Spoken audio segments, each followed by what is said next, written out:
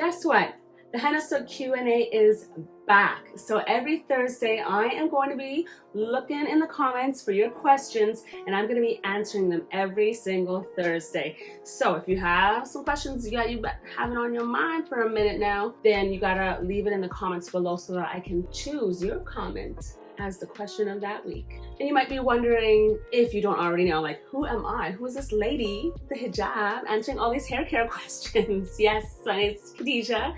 I am the CEO and founder of Henna Sooq, this amazing brand, this amazing space that we're gonna be opening in Columbia, Maryland very soon, with full services, hair consultations in person, like everything right at your fingertips when it comes to henna natural hair dye and Ayurvedic healthy hair care. And we're gonna be doing some gorgeous henna body art in this space as well. And also I wanted to give one more way that you can get your questions answered a little bit more quickly if you are in a bit of a rush and you need something answered right away, like in that moment. You can also go to our new live chat feature. Yes, it's a new live chat feature, and I swear we're getting more chats than we're getting phone calls. And in this new chat feature, you can ask any questions that you have during our regular business hours, and someone will answer you like right away. Our first question comes from Alessandra, and she asks, help, I dyed my hair brown to cover bleached hair. Can I now use henna? I want henna to thicken my hair, and I also really love that red color. So with the Hennasooq products, yes, you can absolutely color your hair with our products. You can use the henna to get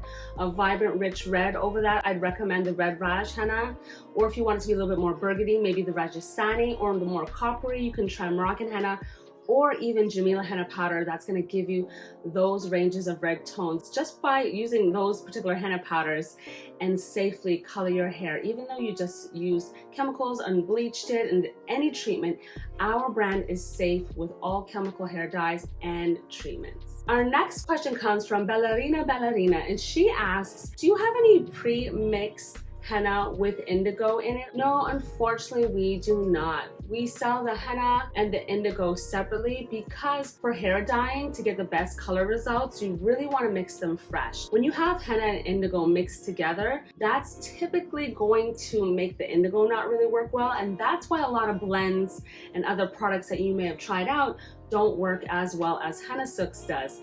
You have to really mix the herbs separately to trigger their like full potential and that full like dye, getting that maximum color results. So you don't want to just add the indigo in there. It's just gonna get messed up. So we don't sell them pre-mixed on purpose because of that. And we do, even in the salon, we apply them separately and mix them even separately when needed, depending on the color that the person wants, to get the best results and coverage and make it last the longest.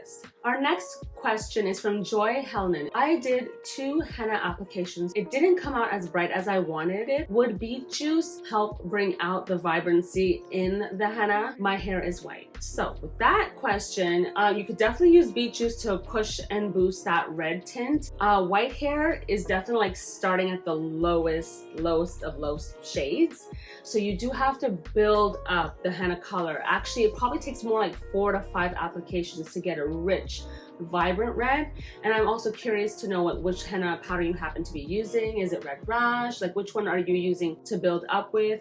If you want a vibrant red that doesn't go too dark, you may want to use Moroccan henna or Jamila instead of any of the Indian henna powders like Rajasthani henna, because that can go a little dark. Beet juice can go a little dark too, but hibiscus is a great option also to uplift a red tone. It's a bit more redder than beet juice, is a bit more, has that purple undertone. So just know that when you're adding certain ingredients, what kind of red it's actually pushing, with your henna, and also what henna you're using to get the color results you want. So I hope this helps answer the questions that you have. And remember, if you have questions that you want me to answer, just comment below, let me know, and we will hopefully get to choose you as the question of the week. Thank you, and hit the subscribe button and notifications so you don't miss any of our amazing content. And we got so much coming for you, so you do not want to miss a thing. All right, see you.